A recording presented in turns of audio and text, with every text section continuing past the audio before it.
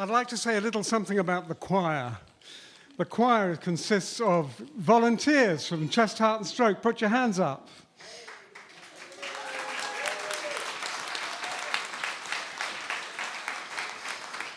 Of people who have actually had a stroke. Put your hands up.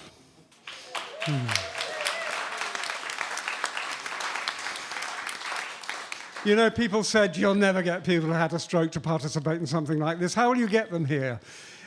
They got here. It's been like an army maneuver getting this lot here. But boy, when they put their minds to it, it really worked.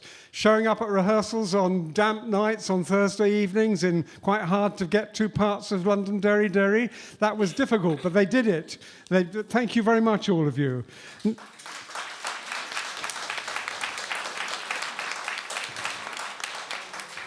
Now, some of the other people who joined the choir, would you put your hands up if you came because you're interested in singing and being involved in it, but not part of the stroke community?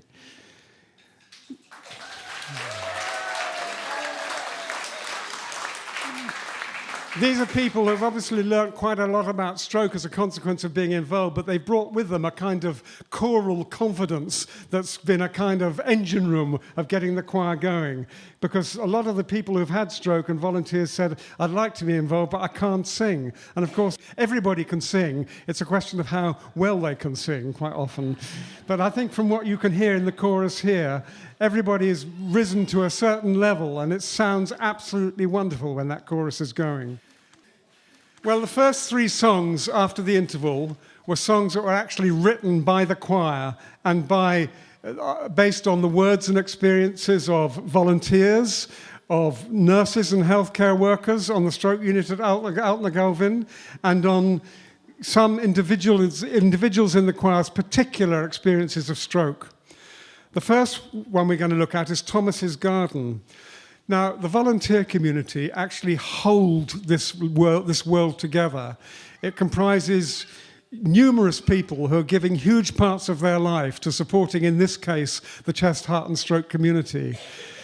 I've worked in the hospice movement a lot in my life, and I've talked to people who work there and say, are you an angel? People call you angels. And they say, no, we're not angels. We're just ordinary people doing our job. I think volunteers might be called angels by people who are on the receiving end of the good they do. Yet I'm sure they wouldn't like to be called angels. They're just ordinary people doing something very important. I think, you know, in life, when one's giving, it's important to get something back.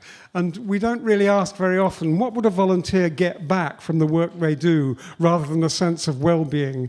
This is a song based on what it means to be a volunteer in the stroke community, what you get back, and how much richer life becomes as a consequence of that relationship. Thomas's Garden.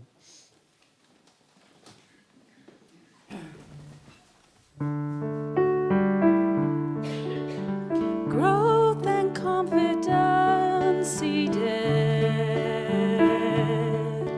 a place I'm useful needed. I was